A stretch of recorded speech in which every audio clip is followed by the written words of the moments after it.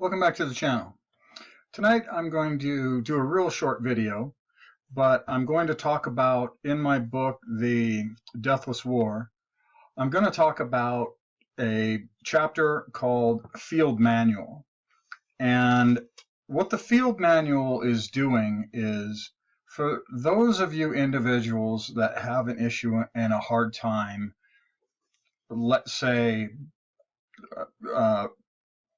being presented things out of the Bible. You just have a personal issue with that, right? You don't want to feel as though you're being preached to.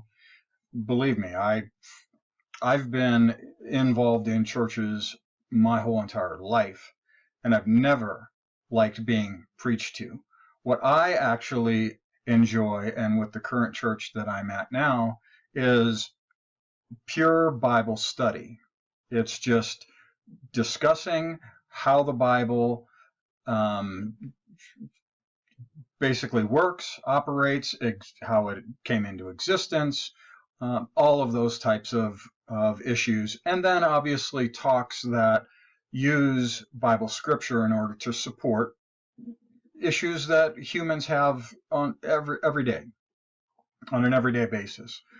So what I want to just quickly do is just talk to you about, I understand that there's those of you individuals out there that you don't want to feel as though that you're reading scripture, but there's so much important information in the Bible to really, for all of humanity, that I really wanted to disguise, if you will, the book, chapter, and verse numbers in such a way that you wouldn't feel as though you were, even though it's coming out of the Bible, you just didn't feel as though when I referenced those scripture in the Bible, you feel that you were inundated by biblical scripture, if that's a problem and an issue for you. So what I basically did was I just changed, and by the way, after the Bible was actually written and completed in 95 AD, after the death of Jesus, and then it wasn't a couple hundred years until chapters and verses, and that was all broken down. In fact, it wasn't even completed then. That's a whole different video and story. But bottom line, let's just say there was all of these documents, as I've referred to them before, and then they all basically came together into what we now know as the Bible. Then it was sometime after that they broke things down into the actual name, the chapter, the verse. They broke it down into these sections. So what I basically did is I didn't change any text in the scriptures. When I refer to scripture in the book, it's still all the same text. But basically what I wanted to do was just, again, so you didn't listen to something, or in essence, if you had an issue with hearing, this came out of Genesis 1:1, this came out of John 3:16, this came out of Matthew, whatever, you get the point. So what I basically wanted to do is I, again, alluded to the fact, being an architect, that we deal with codes all the time. Our building codes, fire codes, electrical codes, plumbing codes, all of that. It's also the same thing just with civil codes that all of us must adhere to. And the two things that are really important about codes is, one is, especially when it comes to building codes, they were initially created as a mechanism to save life. It was really a life-saving group that came together and said, listen, these buildings keep falling down. Let's figure out why.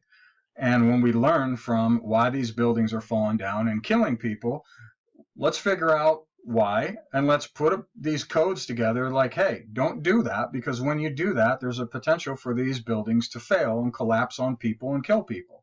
Right? So first and foremost, it's certainly, as far as the building codes are concerned, is there a life safety issue?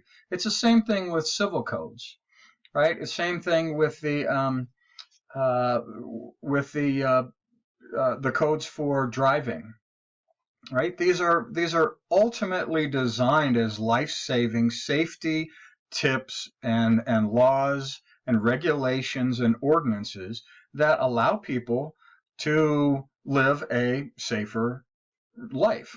And in essence, I've said this before and I'll say it 1,000 times because that's really what the Bible is. It's giving you instruction on how to live life safer. There's through many different styles.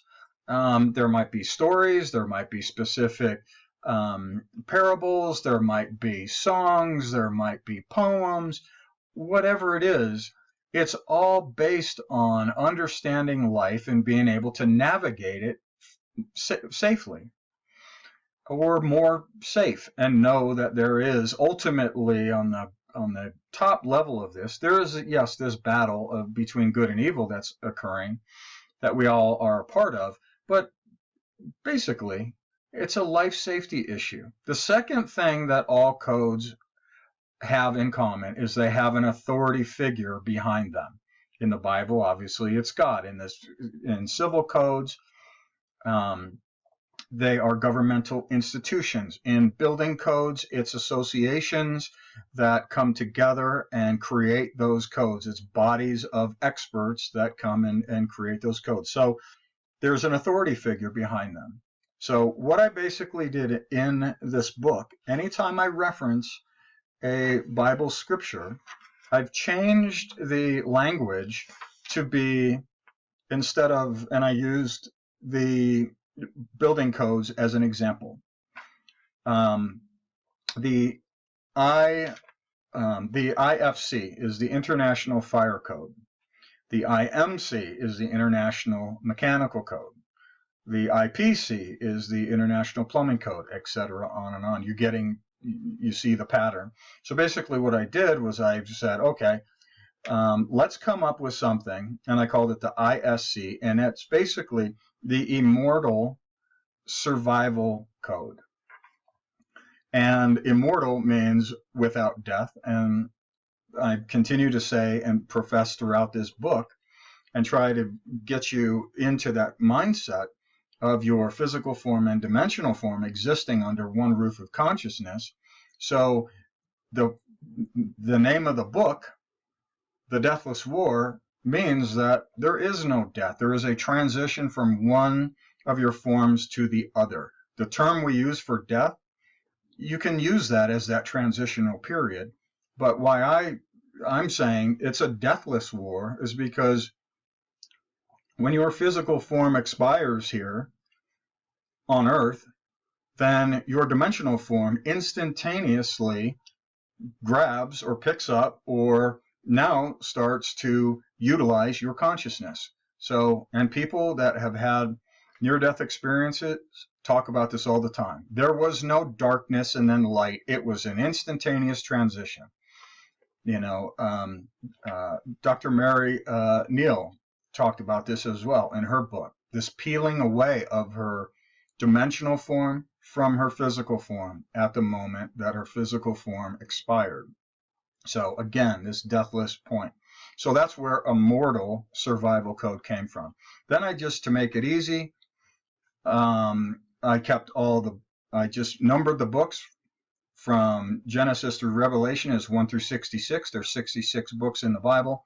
And then the chapter and the verse remains the same. So ISC section 1.1.1.